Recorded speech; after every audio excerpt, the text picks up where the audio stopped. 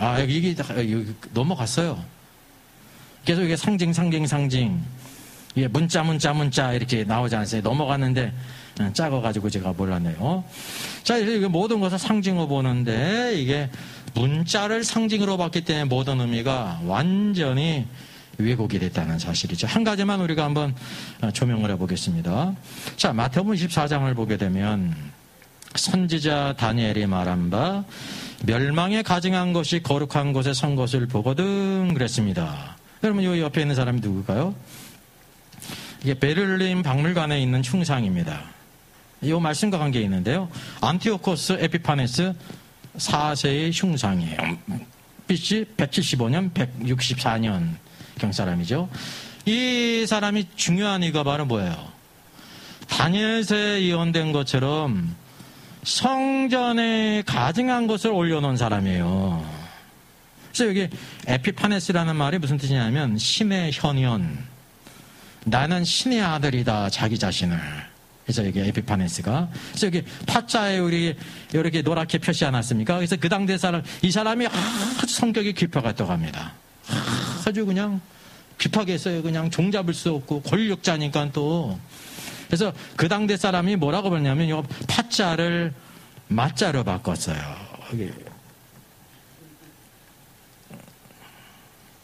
이게 베를린에서 가져왔더니 안 넘어가나? 예.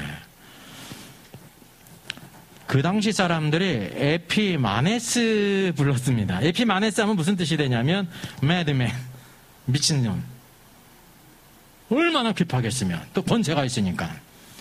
에피파네스 파를 마자로 바꾸면은 이게 미친 자, 미친 사람 그런 뜻이 되는 거예요. 별명이 그럴 정도로 다니엘의 예언서에 나오는, 그리고 실제로 여기 이제 알렉산더 사후의 왕국이 분열되면서 셀류코스 왕조의 8번째 왕이잖아요. 그 자기 자신을 신의 아들로 했고, 사실은 그 권세가 대단해가지고 애국까지 평정을 했습니다. 애국뿐만 아니라 유다까지 평정을 했습니다. 그래서 예루살렘 성전에다 뭐를 했어요? 제우스 신전을 놓고 자기가 스스로 왕의 신의 아들이라고 부르니까 아주 가증한 일을 행했다고 하는 사실이죠. 근데 우리가 볼다시피 무천년설은 에피파네스의 4세 기간이 초림부터 재림이라고까지 말했잖아요. 지금 이 사람은 언제 죽었어요? AD 164년에 죽었어요. BC의 사람이에요. 근데 무천년설은 바로 에피파네스 4세에 대한 그 예언이 초림부터 재림까지의 기간을 가르치는 것이다 라고 이제 상징으로 이것을 본 거죠. 물론 공통점이 있습니다. 왜냐하면 적그리스도 행위와 유사하기 때문에 그렇다게 말하는데 잘못된 것이죠. 자, 그래서 마태복음 24장을 보게 되면 이 말씀이 중요한 겁니다. 선자의 다니엘의 멸망에 가증한 것이 거룩한 곳에 선 것을 보거든, 이게 다니엘서에 나오지 않습니까? 그리고 읽는 자는 깨달을지니 그때 유대에 있는 자들은 산으로 도망할지어다 했습니다. 이게 바로 초림을 가리키는 걸까요? 주님의 초림은 예수님이 이 땅에 오셨을 때, 탄생하실 때를 초림으로 보는 거예요. 초림. 그때 멸망에 가증한 것이 섰어요. 지금 무천년설은 초림 때 에피파네스 4세가 통치하고 있는 기간이라고 말하는 거잖아요. 그리고 2000년 동안 그것도 지금도 통치하고 있는 거예요. 재림 때까지니까. 상징으로 보기 때문에. 예수님이 이 말씀을 하신 것은 적어도 AD 30년 이후 아닙니까? 예수님이 십자가 돌아가신 것이 약 33년 되니까 따져서. 자, 예수님이 이때 말씀하실 때도 뭐라고 말씀하셨어요? 전에 그랬다고 그랬어요. 앞으로 그럴 것이라고 말씀했어요. 거룩한 곳에 선 것을 보거든. 샬시예요. 미래형이라니까요. 미래.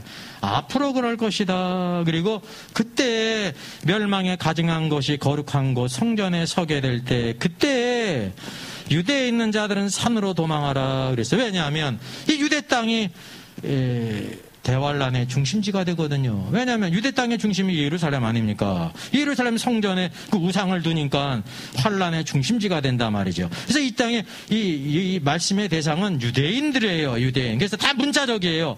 산으로 도망하는 일이 영적인 의미가 아니에요. 유대인들에게 그 땅에 살고 있는 유대인들이 그것을 볼 때 너희는 산으로 도망가라. 그리고 지붕에 있는 자는 집안의 물건을 가지러 가지다 잠깐 갔다 오면 되잖아요. 그렇게 급박하다는 것입니다. 예? 밭에 있는 자는 겉옷을 가지러 뒤도 돌이키지 말라는 겁니다. 유대에서 일어나기 때문에 다 그래서 이게 불신자 유대인이기 때문에 문자적인 의미예요. 근데 이 말씀을 다 뭐라고 해석하냐면 교회 주시는 말씀을 해가지고 또 젖 먹이는 자와 또 이 어린아이들에게 화가 있을 것이라니까 어휴 때가 어떤 데인데 저렇게 젖 먹이가 있고 애가 있고 어휴 그냥 뭐 이러잖아요. 이러니까 이게 완전히 그냥 의미를 바꿔놨으니까 문자적인 의미를 갖다가 상징적으로 하고 대상이 유대인에게 주시는 것인데 교회에 적용하니까 그런 터무니없는 해석이 된다는. 근데 이런 것들이 사람에게는 잘 어필을 한다니까요. 예? 참 이상해. 잘못된 말씀은 너무나 잘 받아들여. 아멘 아멘 잘해. 목숨 걸고 믿어요. 참 희한해. 이러면 지동설을 이제 지구가 둥글고 지구가 자전과 공전을 하고 있는데 지동설을 믿지 않고 천동설을 믿는 사람 있잖아요. 신자들 가운데. 지구가 둥글다는 것도 밀어요. 공처럼. 근데 지구가 자전하면 안 돼. 자전하면 어지러워서 어떻게 자네? 다 떨어지지. 공전과 자전하는 거를 믿지를 않아요. 근데 그거는 그렇게 철석같이 믿더라니까 참 희한한 거예요. 성경은 안 믿어. 이게 핀트가 잘못됐습니다. 성경은 우리에게 어떤 과학적인 지식을 우리에게 가르쳐줄 목적으로 된 것이 아닙니다. 근데 하나님이 하신 일이 모든 것이 사실이기 때문에 그런 것들이 이렇게 묻어나오는 거예요. 그게 주목적이 아니라 이렇게 묻어나오는 거예요. 모든 것들이.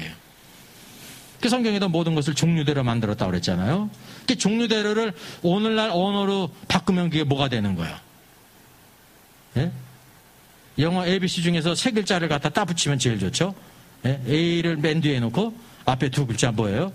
그 종류대로 만드셨다는 게 오늘 언어로 바꾸면 그게 뭐예요? DNA가 있기 때문에 변하지 않는 겁니다. 예? DNA가 있기 때문에 물고기는 물고기의 DNA가 있고 조류는 조류의 DNA가 있고 같은 개라도 종류가 다른 건 DNA가 다르다 말입니다. 염기 서열이 다 틀려요. 그게 간다고 변하는 게 아닙니다. 그래서 오늘도 하나님께서 주신 모든 말씀들을 관점이 무엇인지를 알아야 된다는 사실이죠.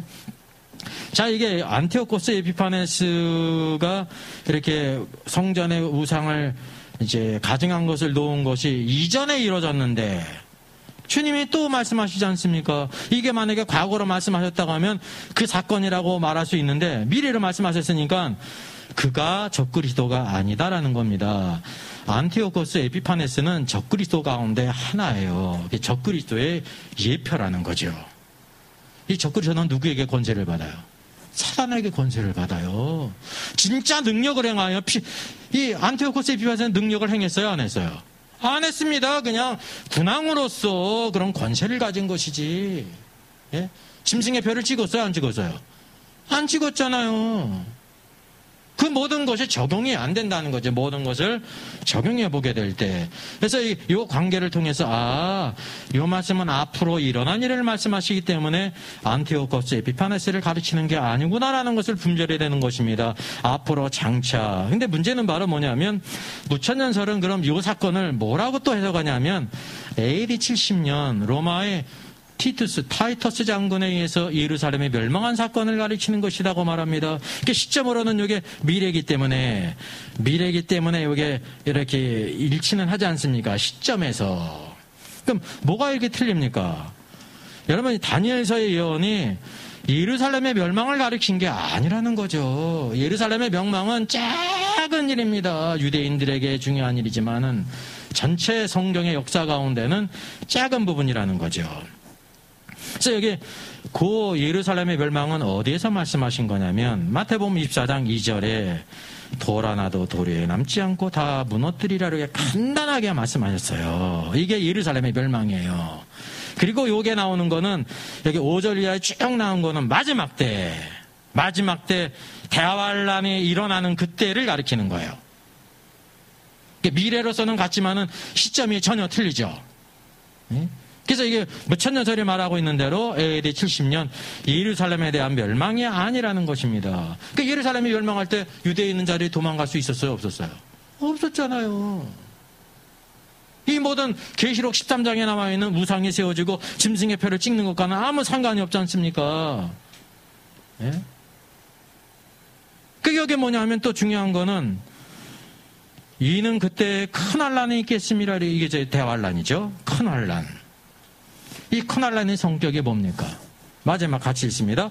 창세로부터 지금까지 이런 환란이 없었고 후에도 없으리라. 여러분, 예루살렘 멸망이 창세로부터 이런 환란이 없었고 후에도 없어야 된다고 하면 뭐가 없어야 되는 거야? 6.25 사변도 없어야 되고 1차 세계대전도 없어야 되고 2차 세계대전도 없어야 되고 뭐 걸프전도 없어야 되고 뭐 다 태평양경전도 없어야 되고 다 없어야 되는 거예요. 왜? 예루살렘 멸망한 것보다 그 모든 전쟁이 다 큰 거 아닙니까? 이거는 뭐냐면 창세 이후에 이런 일이 없다는 겁니다. 대환란은 주님이 재림하시기 전에 그 큰 환란을 가리키는 것입니다. 문자적인 예루살렘 멸망은 유대인에게는 큰 환란이었, 유대인에게는 큰 사건이었지만 전 세계적으로든지 교회에 대해서 그런 사건이 아니라는 거지. 이게 적용이 창세 이후로 이런 환란이 없었다라는 것이 적용이 돼야 된다니까요. 근데 그 위에 이거보다 더 큰 환란이 많이 있잖아요. 그래서 예루살렘의 멸망은 마태복음 24장 2절에서 말씀하시고 그리고 앞으로 되어질 모든 일들을 차근차근히 쭉 이렇게 말씀해주고 있다는 것을 우리가 이제 알아야 된다는 사실이죠. 그래서 무천년 사실이 어뜻 보면은 어떤 거는 이렇게 조금 맞는데 조금 맞는 거지. 적어도 오늘날까지 적그리스도가 나타나지 않았는데 예루살렘이 멸망하는 것을 갖다가 예수님이 지금 마태복음 24장 15절에서 말씀하셨다 하는 것이 얼마나 큰 그 오차가 나는 것입니까? 뜻을. 이게 모두 다 중요한 것은 과거의 사건으로 돌린다는 거죠. 과거 사건이 아니라는 사실입니다. 그래서 이런 것들을 통해서 우리가 이제 무천년설의 관점이 왜 잘못됐는지 이게 작은 부분으로 튼 게 아니라 전체를 잘못 보기 때문에 완전히 그러니까 문자적인 내용을 갖다가 상징으로 보죠. 그러니까 완전히 틀려지잖아요. 둘째는 그 모든 것이 마지막 때 이렇게 있을 일인데 그것을 초림 때부터 재림까지 가니까 다 틀리게 되지 않습니까?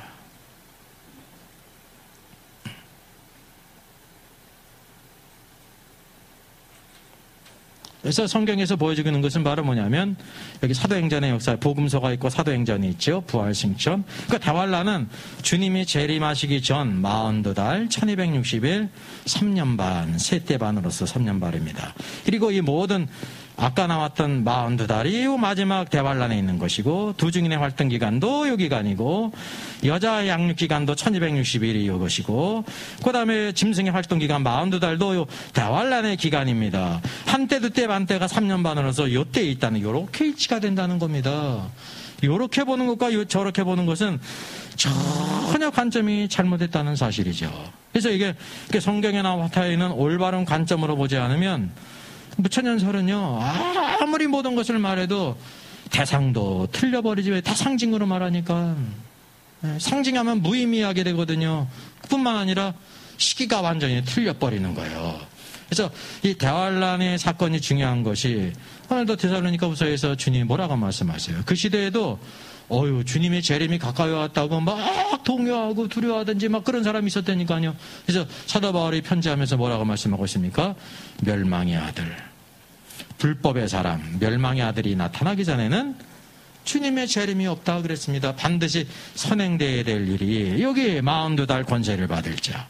그러니까 예루살렘이 42달 동안 짓밟혀야 되고 두증인이 1260일 동안 한편으로 그들을 예언하면서 재앙을 내리는 기간이 있고 휴거되지 못한 성도들이 양육받는 기간이 있죠. 이게 바로 한때, 두때, 반때예요. 다니엘서에 나오는 한때, 두때, 반때는 그 시대에 대한 게 아니라 마지막 때에 대한 것입니다. 성경의 마지막 완성을 향해서 우리에게 보여주고 있다고 하는 사실입니다. 오늘 이게 좀 어려운 내용인데 잘 들으셔서 감사합니다. 그래서 요한계시록에 대한 시점을 잘 우리가 분별하게 될 때 올바른 관점과 자세를 볼 수가 있는 것입니다. 이런 기초적인 것을 잘 아시면 성경을 보는 데 분별이 됩니다. 여러분 모두 말씀드린 데 수고하셨습니다.